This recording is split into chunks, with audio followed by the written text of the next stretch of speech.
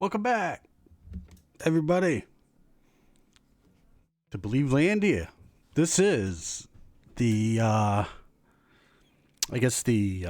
wrestling episode titled, appropriately titled, Dynasty and Disasters. After, well, I'll get there. Dynasty was a bit of a disaster.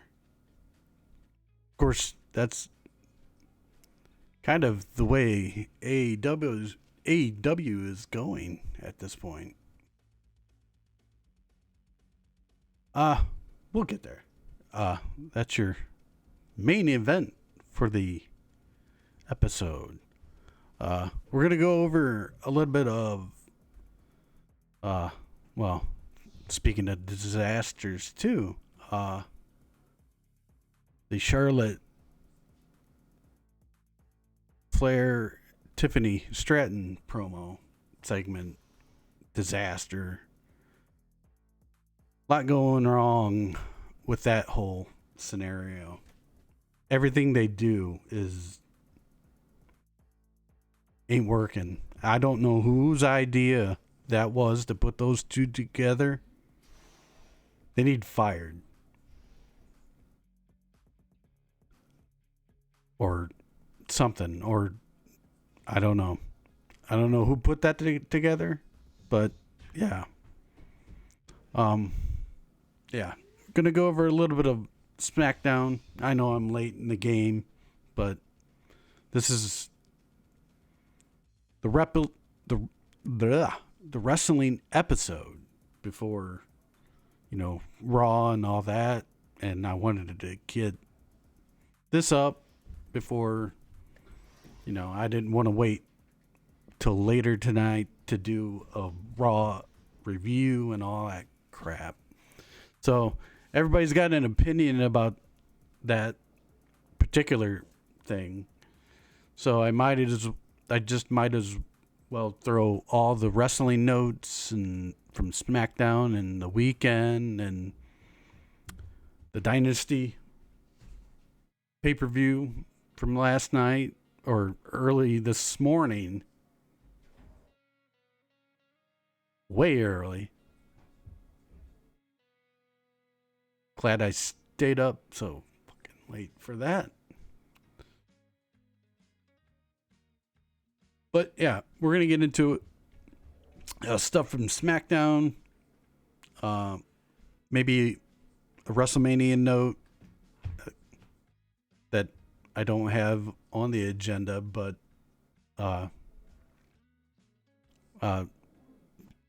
breaking news, I suppose.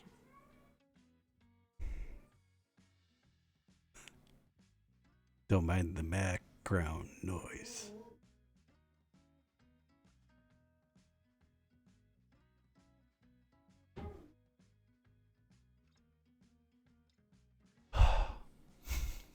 Dogs.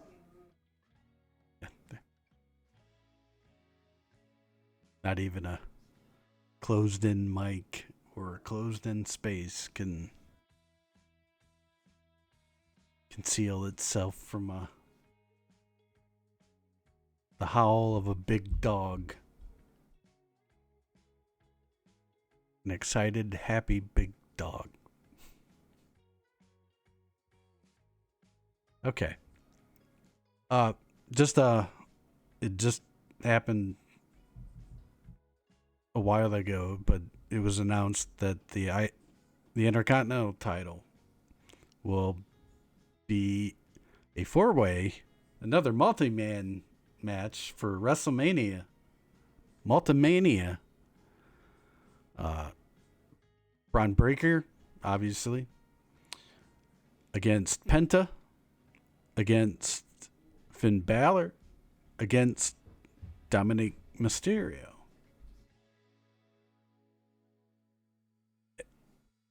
It'd probably be freaking awesome, honestly. Probably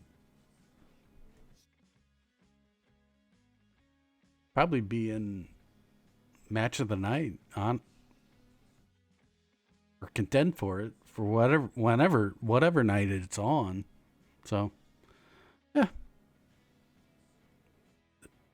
they really needed to start building the card because they're a couple weeks away, and like about half of each night, if that, is filled. I mean,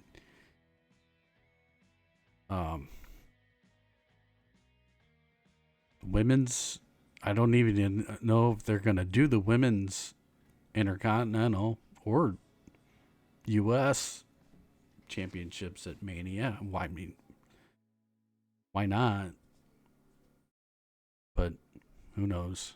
Who knows?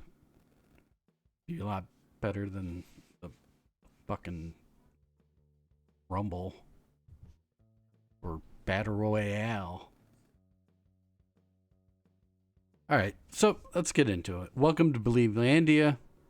Like and subscribe. Like and subscribe. This is episode 8. Doing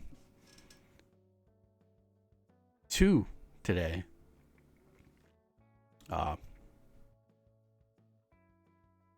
Yeah, please. Or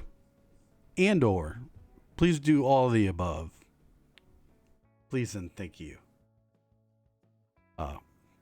Follow us Facebook, Instagram, Threads, Blue Sky, if you're it, or don't. Some of us have limits on where you're at in social media land. So, yeah, please. But more importantly, subscribe here on YouTube. This is very much turning into home base. So, yeah.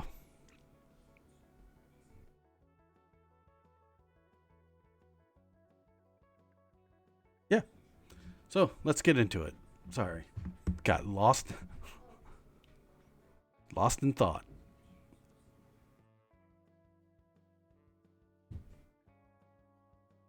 Yeah. So let's get into it.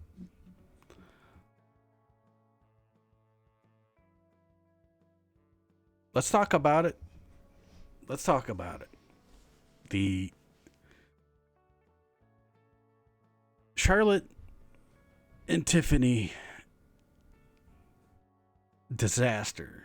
I mean, that's being what is, that seems to be the main word.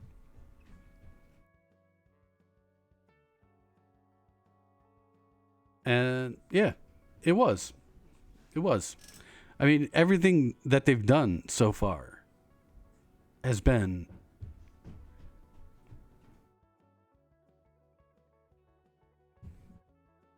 one second.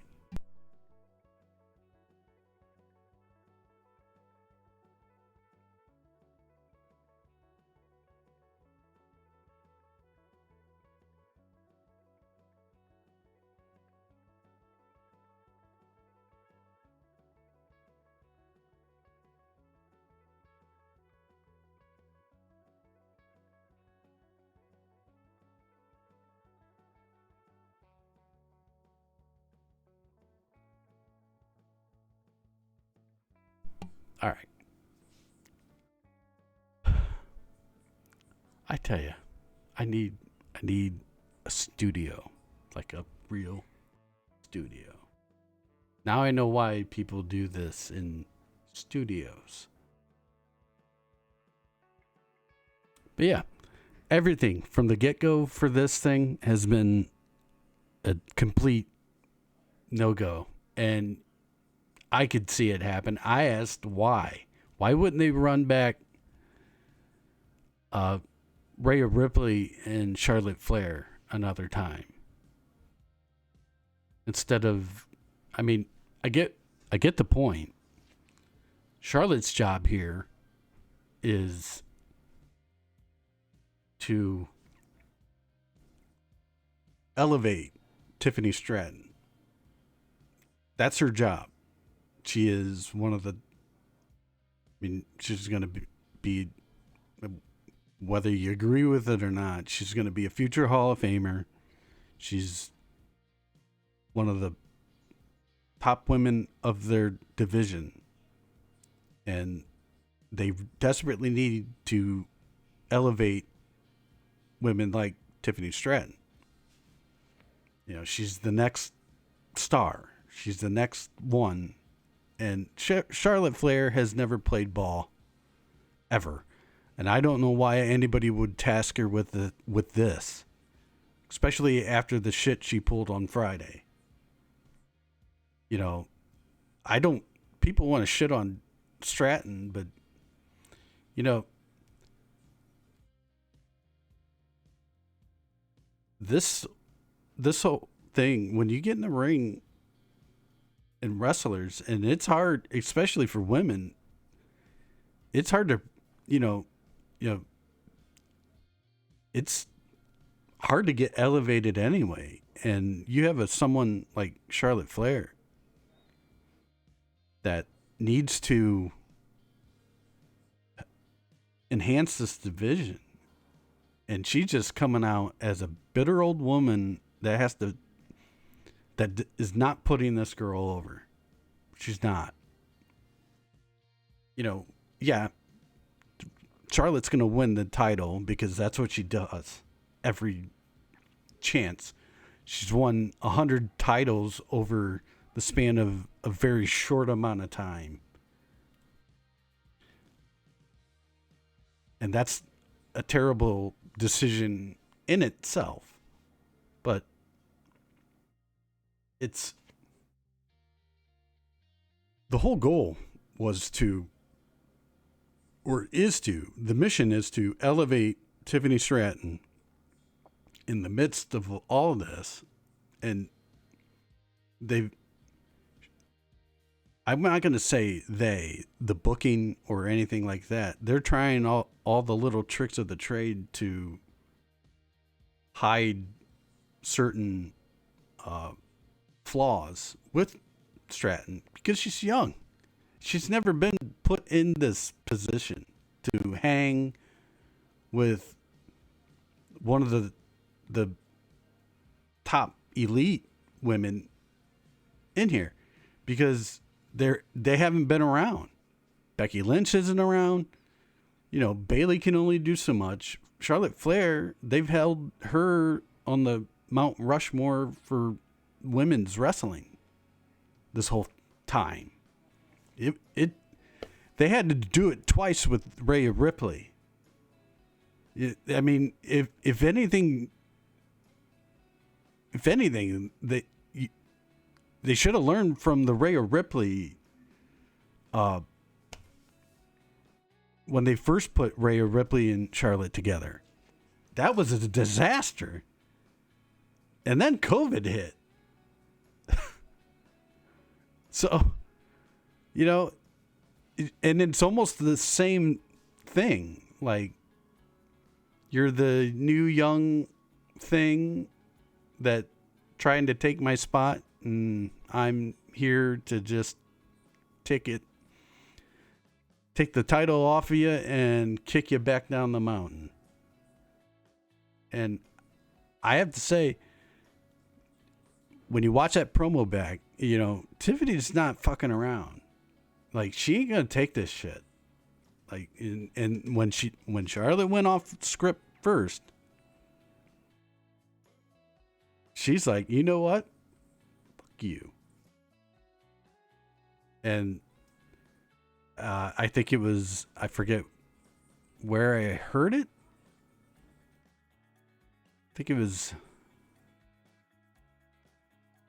I forget where I heard it, but they mentioned that the last part there, when she told her about 0-3 as far as husbands are concerned, and she wooed at her and rolled out of the ring, that was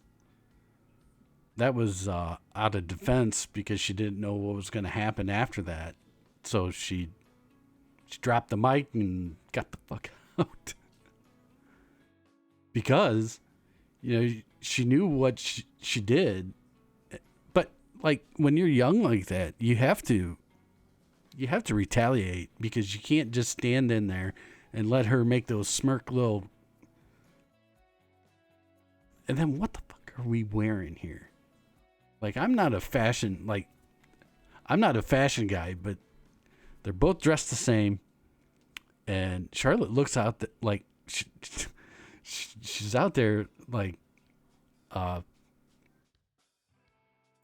like in like one of those old ladies that just can't stay out of the club where all the 20-year-olds are hanging out, and she's trying to dress like them. I'm sorry. I'm calling it like I see it. Like she's just pissed off that she's old, and she she she's mad at the company or whatever. I mean, this would actually make a better story than for what they're trying to do. But she's just pissed off at the company trying to make her put someone younger or the next Charlotte Flair. I think Tiffany Stratton's way better than that, but that could just be me. Uh, yeah, just and then it's gone south. I don't know why. I don't know why they would entrust Flair with elevating Stratton when nope when she hasn't proven any of that to do any of that. Like that first time that they fed Rhea Ripley to her, like it took a couple years for Rhea Ripley to get get back and redo. Like Ripley kind of faded away there after that and rejuvenated herself after, you know, with the Judgment Day stuff. Yeah. Uh, I don't know. I don't know why they would trust her. I mean, the only way I could see how they could trust her like that is Bailey did it. Bailey's done it, but like Bailey can only take them so far. Like for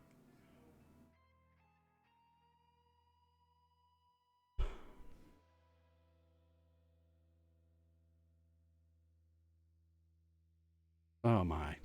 So okay. So Tiffany is just to me, she was in the right to, you know, call the bullshit and get out and be done. The I think this match is going to end up a disaster too. It's just it's two people that have no chemistry and they refuse to work together. Is what I'm seeing. Like one doesn't want to do with the other, and that's terrible. That makes it bad TV. It doesn't. It's not like Bret Hart and Shawn Michaels or you know any of these like real behind the scenes they really hate each other type of things. It's even then like even Bret Hart, Shawn Michaels, they they're professional wrestlers first, and they were able to work work through it.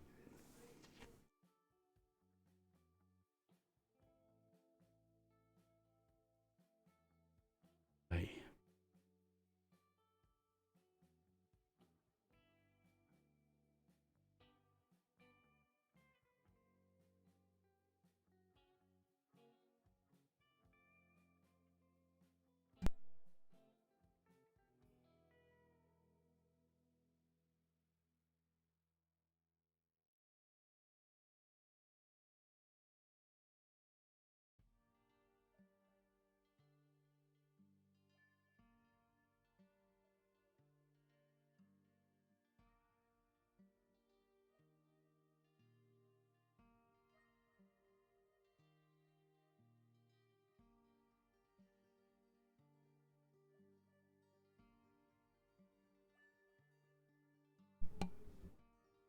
Oh well, I guess we'll just do it live or whatever. Don't mind the background noise. Sorry. God. This is why I can't do this stuff during the day. And I'm up till 5 o'clock at night.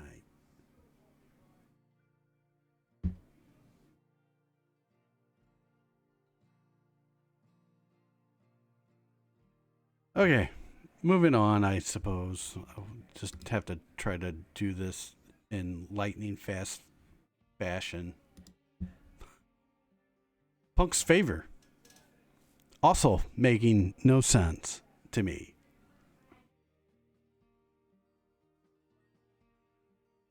It makes no sense.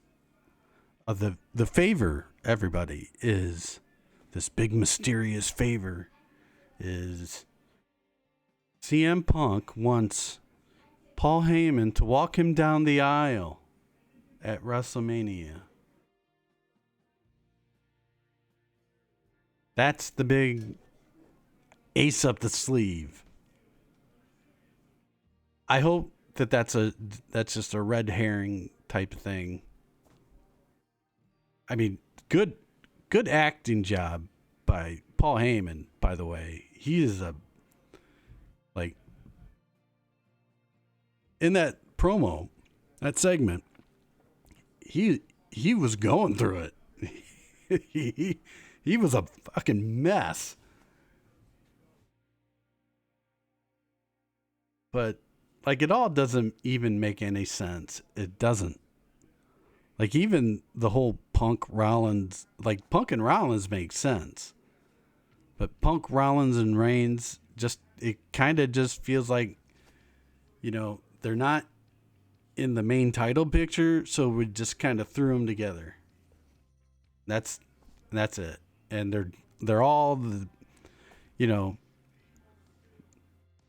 the main eventers of this company, and here we go. Here's the match. WrestleMania. I don't know. I'm hoping that there's more to it, but it probably won't be. I was kind of hoping that the favor is Heyman made sure the winner of the match gets thrown into the Cena Cody match for the championship, or a championship for that matter. At this point, I don't really fucking care. But I thought it would be something better than just wanting Paul Heyman to walk me down the aisle like this is a fucking wedding day or something. I don't know. I'm not a writer or anything, but I could come up with about 10 things off the top of my head that would make a hell of a lot more sense than that's a clear sign that when they started talking about this favor at Survivor Series, they had no plan for it. It was just they threw it in there, and just to kind of elevate the match a little bit, I suppose. I don't know. Dumb. It's just dumb. WrestleMania, man. I mean, it'll be fun. I think we put way too much stock into WrestleMania. It has to be this big, monumental end to all stories and a season ending type of thing. I mean, it probably should be written that way, but I mean, that's not how they really operate. So I don't know. All right, moving on. What we got? We got Ray Phoenix. The one good thing that come out of SmackDown, Ray Phoenix makes his debut. Looked awesome.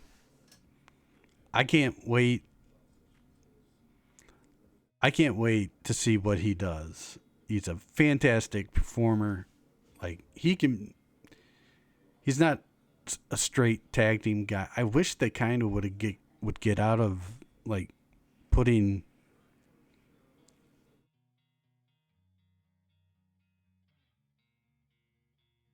I wish they could get out of putting all the luchadors together, that type of thing. I wish they would get out of that. You know, give us something different that we haven't seen. I mean, it would probably it it it's probably heading for like uh Chad Gable versus Ray Phoenix, and that would be fucking badass. Honestly, be a lot better if it was like a bananas, you know, a 6-man ladder match for the U.S. title or something. That would probably cook. Like you put Phoenix, Gable, L.A. Knight, I don't know, fill in the rest, but like I don't know. I don't know. But I'm excited that it's finally here after all the AEW bullshit. And yeah, I'm excited. Let's see where it goes. Like him and Penta are really getting a push, and it's good to see. It's not normal, but it's good to see like WWE breaking away at least a little bit from these other terrible stereotypes of certain like luchadors and all that. Unless you're El Grande Americano.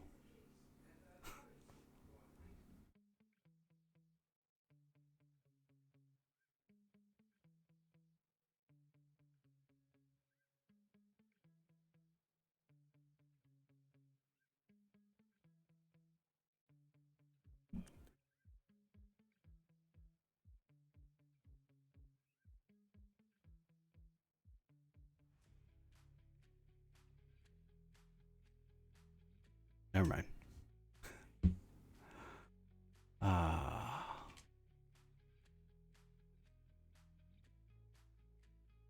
yeah, we're gonna do some. I'm sorry. There are other things happening in this house that, as you can hear, a TV that I've asked to get turned down, and nobody wants to do that when they know I'm making this stuff. So, it's whatever. Sorry.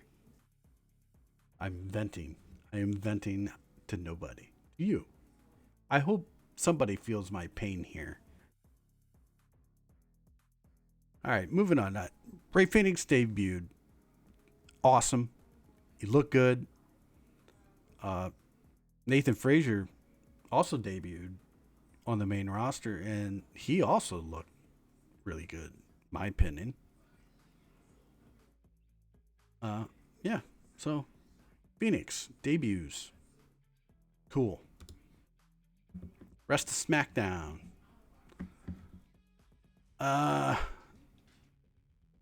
Jacob Fatu. Speaking of U.S. titles, Jacob Fatu beat Braun Strowman.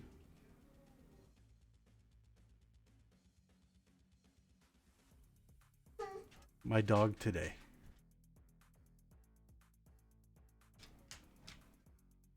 Hello. Hello. How are you? Hello. Say hello, bird. He's just below the camera.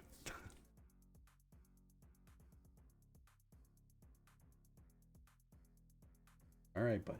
Thank you. Thank you. Hello. Yes, he just knocked the camera. You just not gonna let me do video today? Hmm? Is nobody going to let me do a video today?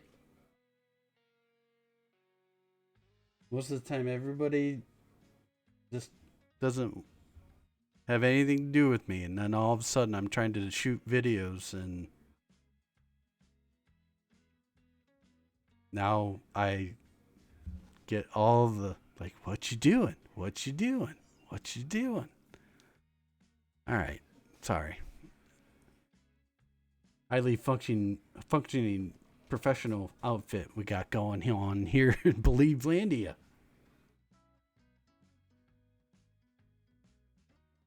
The rest of SmackDown. Jacob Fatu beat Braun Strowman to be the number one contender for the U.S. title.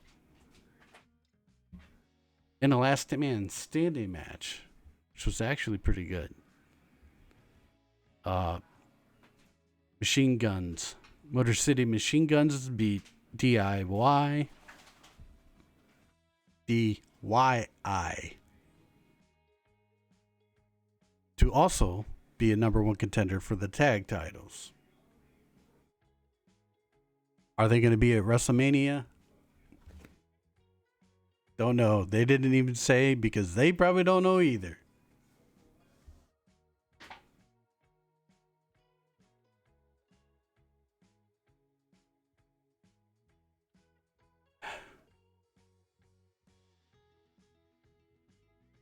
And then I think that's about it for SmackDown. And then, like I said today, it was announced that the Intercontinental Championship was going to be Braun Breaker Steiner.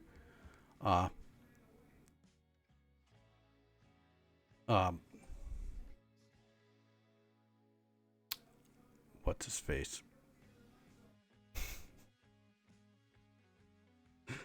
Finn Balor and Dominic Mysterio and Phoenix's brother Penta, Lucha Bro. So there's that for WWE talk. Now, oh boy. AEW Dynasty, folks. Holy moly. Holy moly. I'm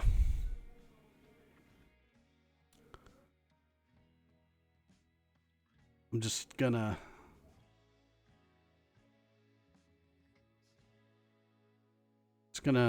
leave it at here. It was great wrestling. If anything you can give AEW credit for is just insane in-ring great wrestling when it's just wrestling. That's not how pro wrestling works.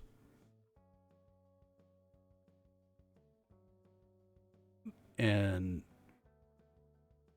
there's some people in that company, and I'm not going to ridicule people because I'm not going to sit here and act like I know who behind the scenes is puts this stuff together. But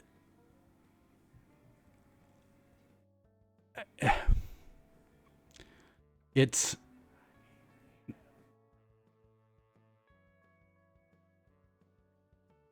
ain't great.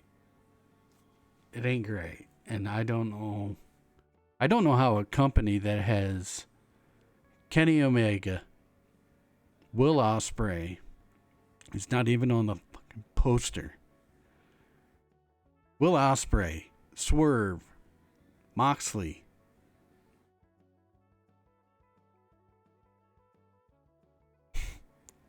Ricochet,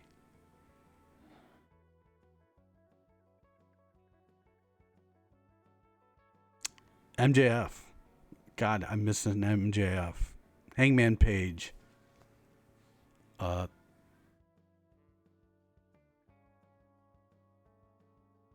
Just all this top tier, elite, no pun intended, talent.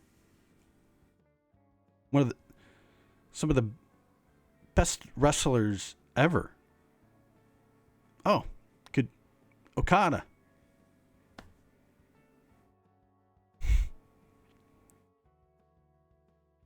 But here's the main thing. Like, I knew nothing about Kenny Omega.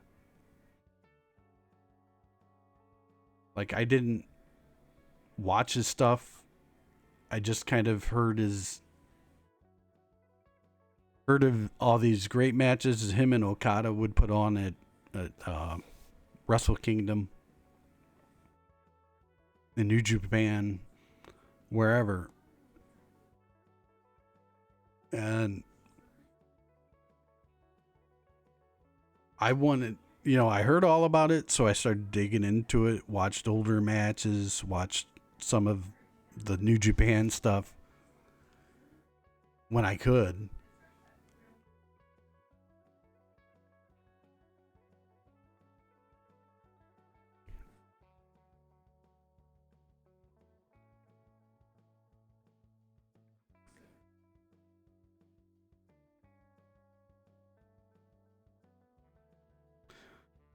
Sorry, I'm getting lost in thought.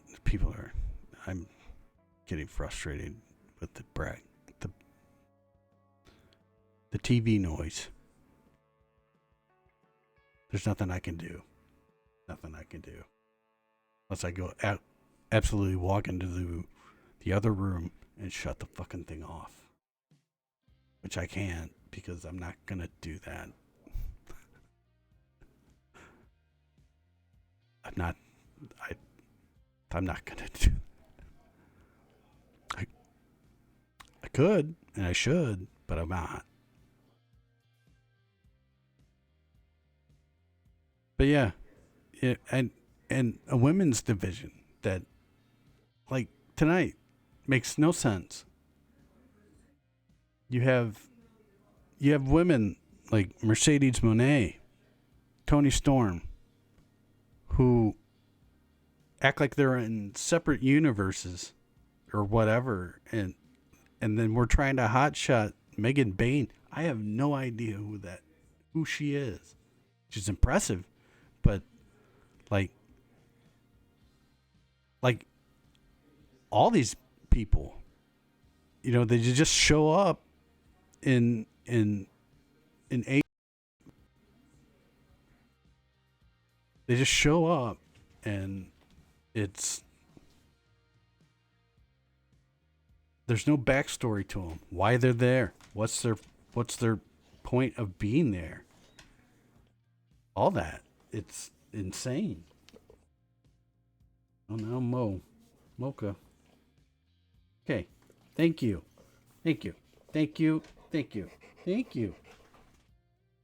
Hello.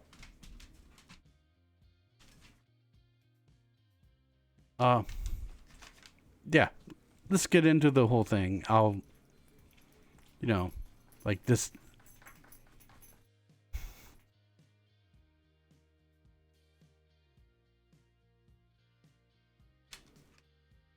I could just scratch this whole thing and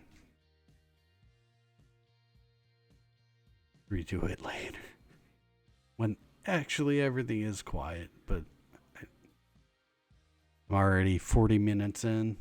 Yeah. All right, let's get into the card. Ospreay beat Kevin Knight. Will Ospreay, I mean, should get more. The guy who should be competing for, like,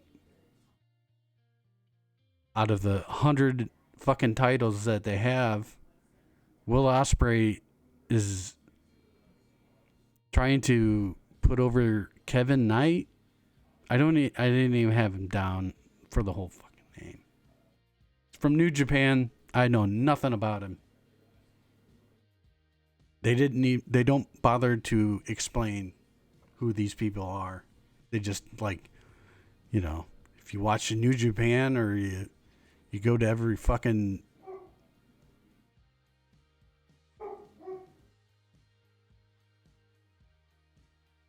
convention center,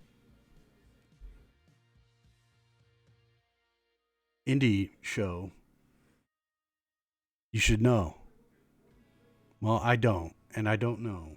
And I've followed wrestling and have been a very hardcore wrestling fan. I mean, I'm not as much anymore, but I still try to pay attention, even so much, not much anymore.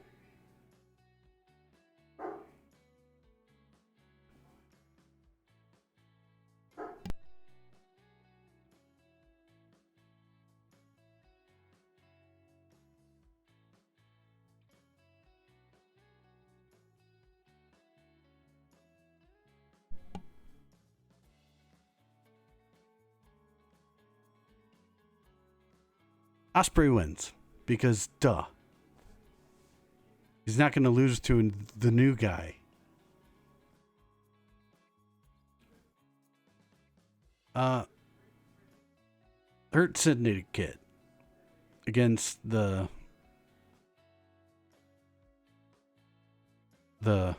Happy Tree, or whatever we want to fucking call it, the Learning Tree. Big Bill and Brian Keith. They lose because MJF really wants to hang out with Bobby Lashley and MVP and Shelton Benjamin. Why? I don't know. I have no idea. This makes zero sense. Why isn't MJF on the card? Why is he not wrestling? But, Mark Briscoe and Kyle Fletcher are.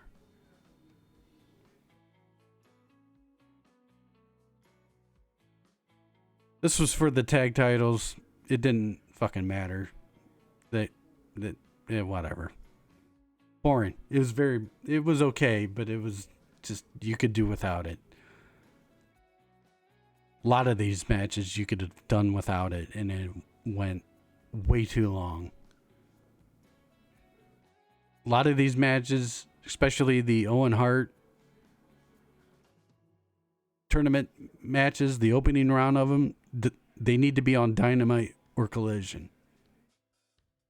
That's how you use your fucking show to build these things. God. This is what I'm talking about. I'm not gonna point fingers at people. I'm just gonna say whoever's in charge of this shit. Like, you need to have a team of people around you. You need to have a creative team. And if you have one, get a better one.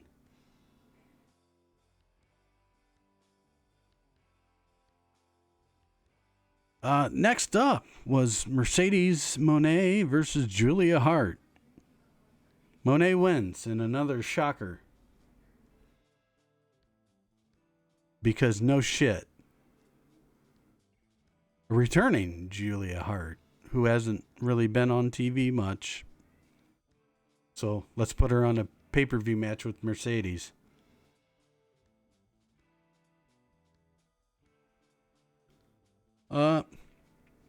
Probably one of the more, at least they got creative and with some sort of storytelling, even though I could have told you a month and a half ago that what was going to happen.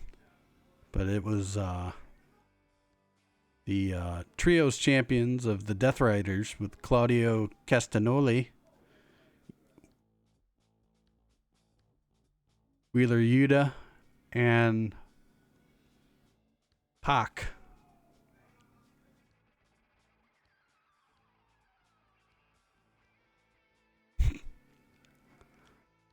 Good thing I'm not getting paid for YouTube yet. Otherwise, I would probably very much be demonetized because commercials and Final Four coverage in the background.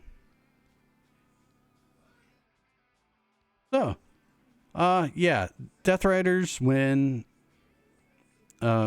Edge, or I'm sorry, Cope.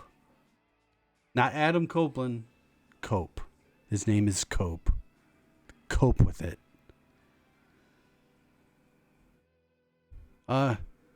Yeah, they have a pretty good match. Nothing too wrong. Solid. Did it need to be on a pay-per-view? Not really. Not really. FTR turns on Copeland, and they do all the things that people do when they turn on Adam Copeland. Concerto, finisher, concerto. I don't know how they're going to do it, but the running rumor is Copeland wants to tag with Christian Cage again, and this is probably where it's headed. Be a lot cooler if it was for the somehow for the tag championships. It might still be, but I don't know. Now that the Young Buck, spoiler alert, but now that the Young Bucks are back, I'm sure they'll take their title back. Next was Toni Storm versus Megan Bayne. Toni Storm's probably the best thing that they have right now, honestly. She makes her matches interesting, or the stories around it, even if it's nothing like this, and you don't even know how big of a threat Megan Bayne is to her. They tried. She tried. They tried. It was a good match, but I mean, where does Megan Bayne go after this, though? No. Not have a series of matches that build her up to be this monster. She's just the monster, and we're just doing the match. God. You have to build to these pay-per-views. There's been no build to this stuff. Then we have Kyle Fletcher versus Mark Briscoe, which ended up being, at this point, the match of the night for nothing, really, just to move on the Owen Hart tournament. That's it. This is the first round. That's it. But, you could have looked at the brackets or whatever, and, Kyle Fletcher is obviously going to fucking win. Poor Mark Briscoe. I don't know why. I mean, I think that I know why. I think it's just, the tragedy of Jay Briscoe, and I just think it's Tony Khan just doing favors for the Briscoe family. Things like that. Giving them a pay-per-view payday. Things like that. Again, this could have been on Dynamite or Collision or whatever.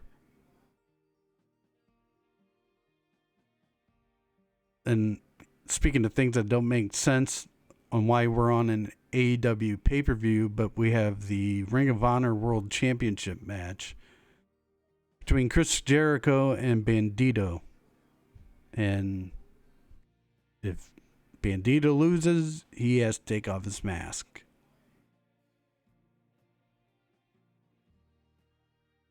Which, due to outside interference, almost happened because Jericho hit him with a baseball bat and then pinned Bandito. And if you've been a longtime wrestling fan, doesn't matter. Referee didn't see it. It's referee discretion. It's referee's call. Can't do nothing about it. It's been a precedent no matter what company you watch.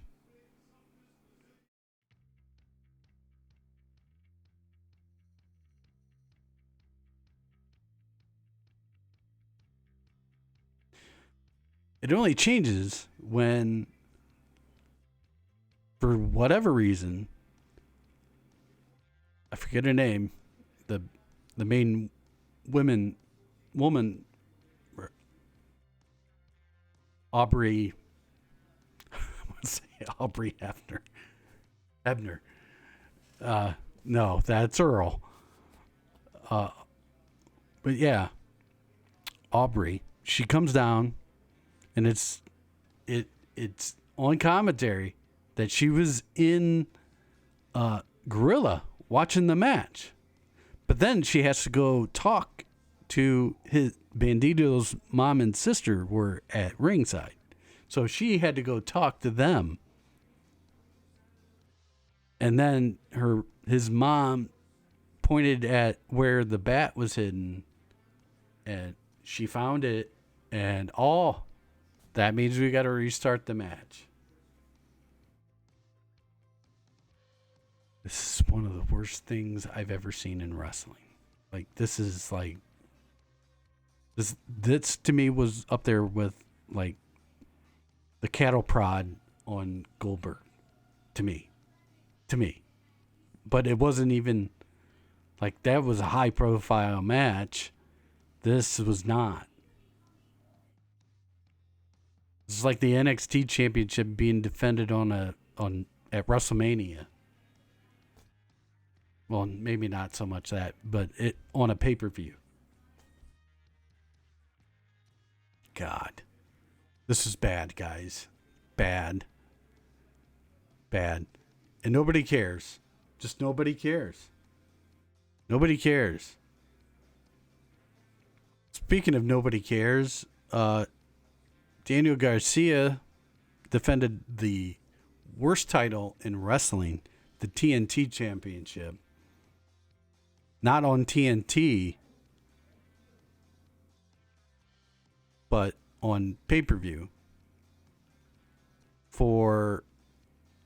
against Adam Cole, Bay, who I didn't realize he was back wrestling. This is another match that just happened. It probably would have been a really good main event on TV. You could have done that. So at this point, we've had 1, 2, 3,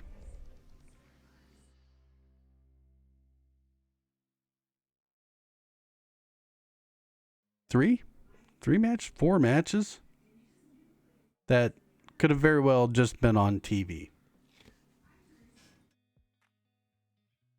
One, 2, 3, 4, 5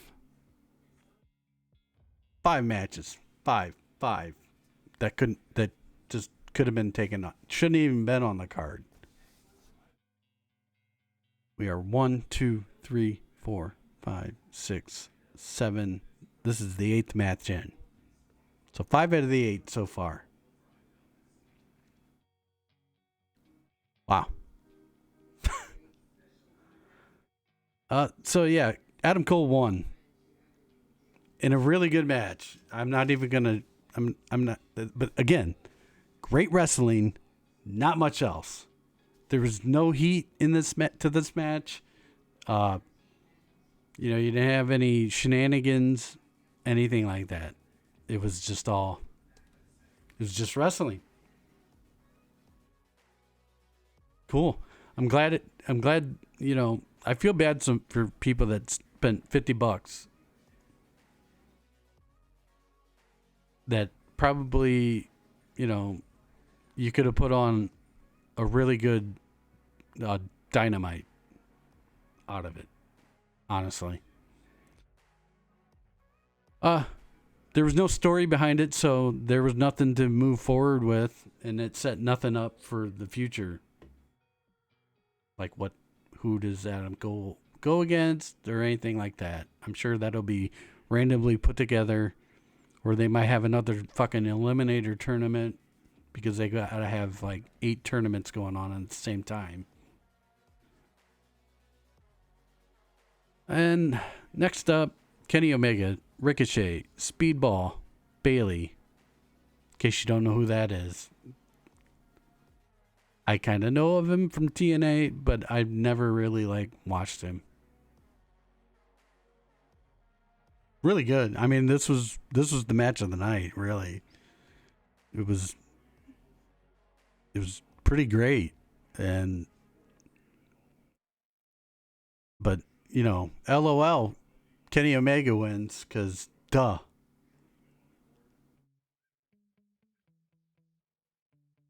Then afterward, really awkward kind of moment that, I think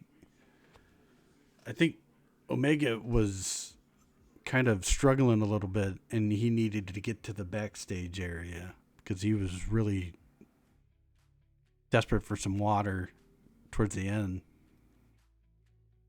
And, he only has health problems, so let's try to fucking kill him. And then Okada comes out and he confronts Kenny Omega with he holds up the Continental Championship, which I forgot that was even a thing. I almost forgot that Okada was even on the fucking show or part of the AEW. Speaking of forgetting people were on in AEW, I'm just going to cut the shit because I've been talking way too long about this. John Moxley versus Swerve Strickland.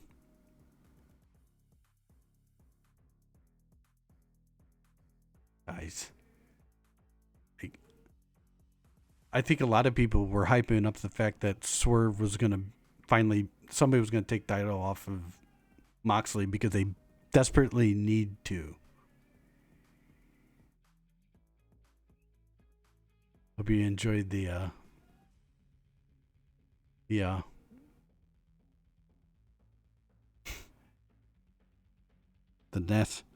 national championship is about to start, and there's the national anthem.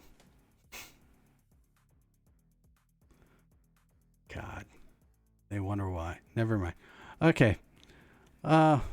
Yeah, at this point, it's way too fucking late. I just want the show to be over. I guess the match was okay. It was your, typical Moxley blood show. I don't know. I don't know what they're trying to do with Moxley. Now I'm really confused because the Young Bucks come out and they help Moxley win. Which last time anybody's seen the Young Bucks was about half a year ago. And they were running away from Moxley and what was still the Black Bull Combat Club. And they were going to go home and hide because the company that they helped start sucks. Now. Which, yeah. So, yeah. That helps Moxley win because the trigger or whatever they call it.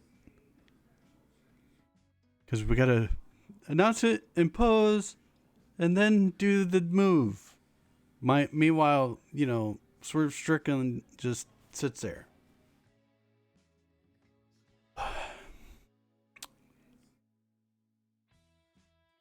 Why?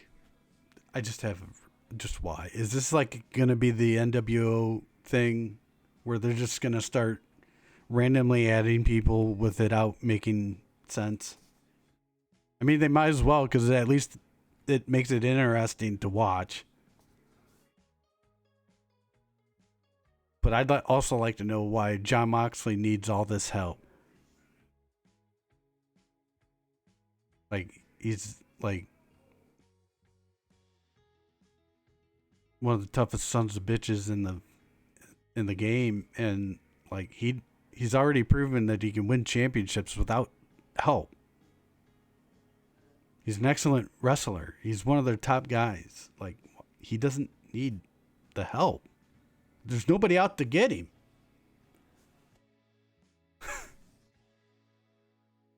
Then what's the deal with the briefcase and no title? Like, if they're not redoing a championship and there's no mastermind behind all this shit, what's the point?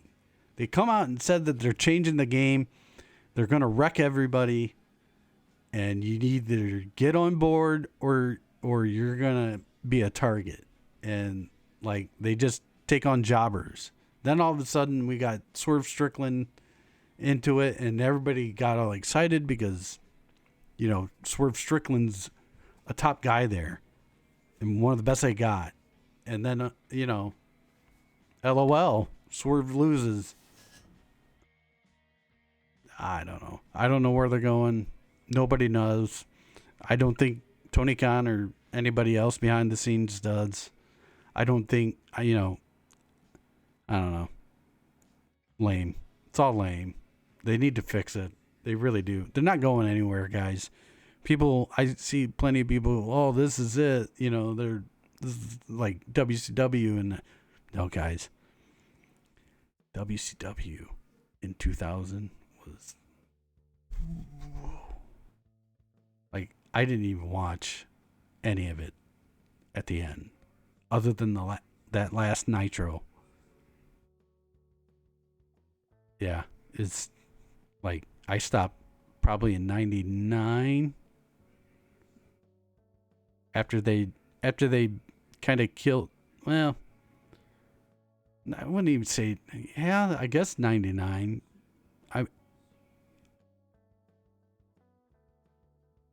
I don't know.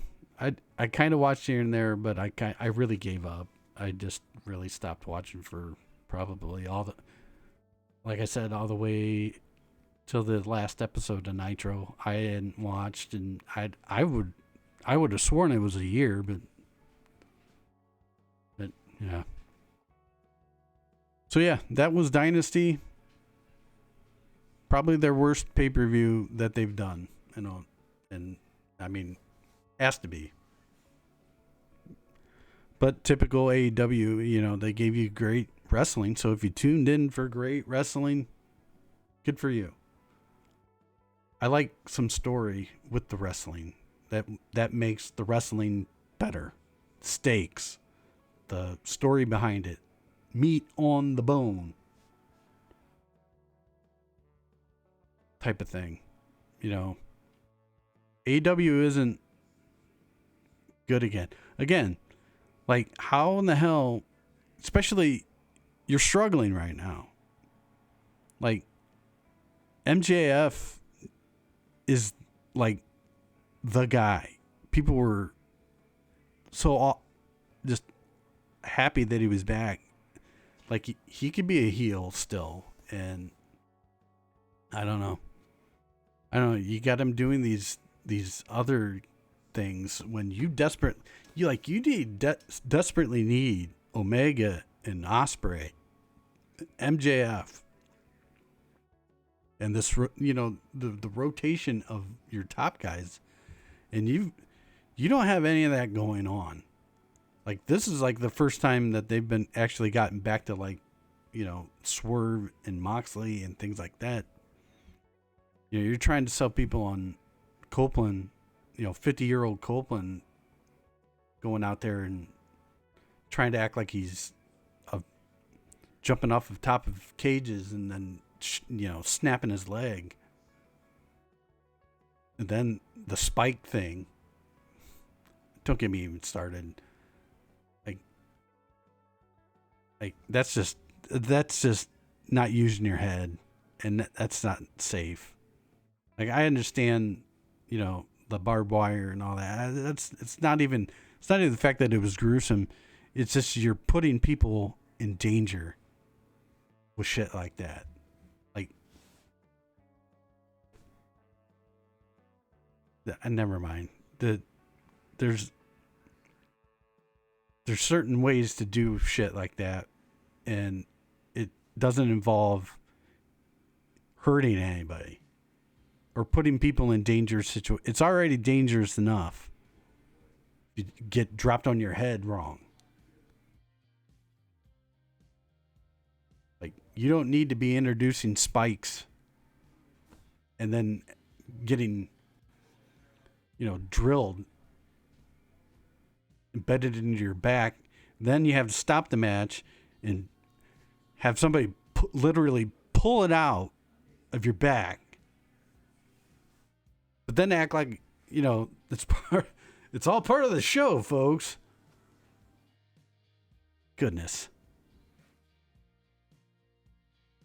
I was going to save all that stuff for a later day, but, honestly, AEW isn't even worth the time to even do like a state of AEW right now. They're not.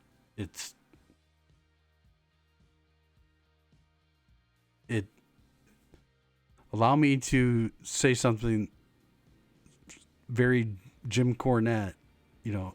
I kind of I thought even this meeting meant, it was a little out there and I didn't think it was close, but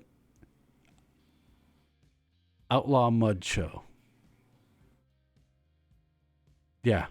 That's where we've gotten to now. Outlaw Mud Show.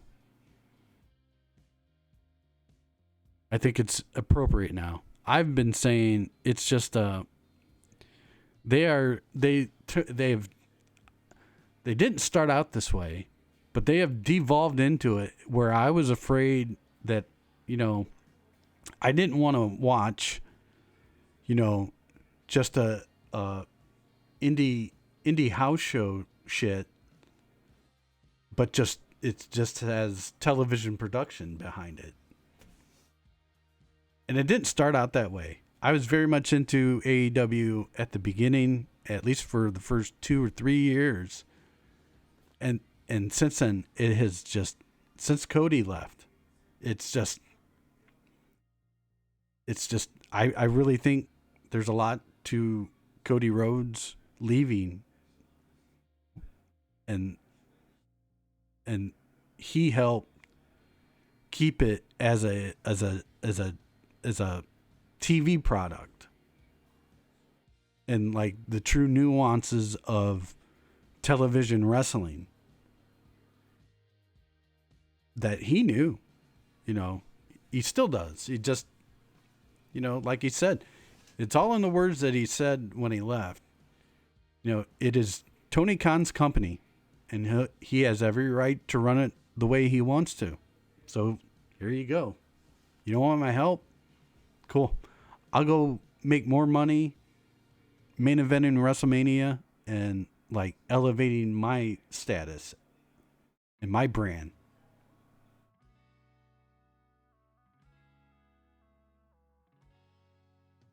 Cody ain't stupid, guys. He might play a stupid baby face on TV, but yeah, I think that has a lot to do with it. And now they're just Punk was in there and that was a shit show. And they've been just trying to scramble and pick up pieces as they go, and they just keep dropping them. And it's terrible and it's sad because they have plenty of people behind the scenes there, smart people. Now, whether they listen to them or not, I don't know. It's pretty telling that, a guy like Mark Henry, he just backs away and out. His contract's done, and I'm done. And then immediately goes back to WWE.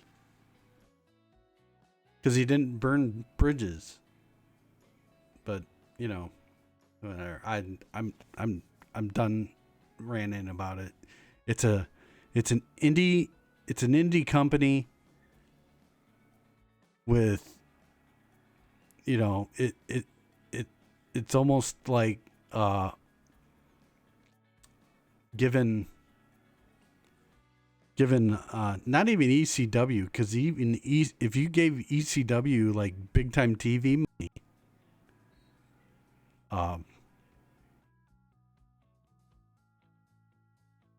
if you would have done that, well, I mean, they kind of did, because Vince stole, like, I mean, he backed ECW, but then he stole all their ideas and their gimmicks and just elevated it and put TV behind it. So it's not even that. It's I can't even equate it. It's like putting some rinky dink cable access show and then just putting it on TV, and then, you know, they don't change the way that they present themselves. It's, oh, well, this works, so sorry.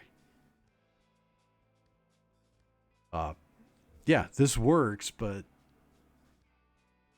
we're not going to change it. So fuck you. Give me all your money. All right, guys. Enough rambling. AEW sucks at this point. I'm sorry. Comment and tell me if you think I'm wrong. I'm sure there's plenty of people that, from what I can tell, there's a lot of people that don't think so. So come tell me. Also, if you're going to come tell me, please subscribe. You don't even have to like the video, honestly. You just, please subscribe. All right, guys. I will try to do a Raw review tomorrow, along with the other fun stuff from the National Championship game that you can clearly hear behind me. And I think that will do it. Probably talk some Browns and all that crap. I'm sure there's going to be plenty that changes within the next 12 hours or so. Until then, I will see you on the next one. Peace.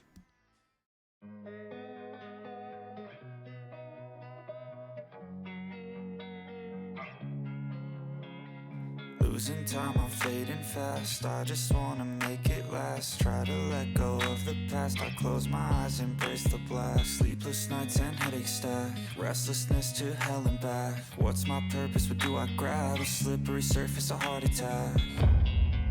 And sometimes you just gotta believe there's something that'll give you relief. There's something that'll have what you need. What you need. We're broken, it's tragic. We're not all elastic, but maybe there's magic. Believe you could have it. And I know of sadness, the anxious and panic, the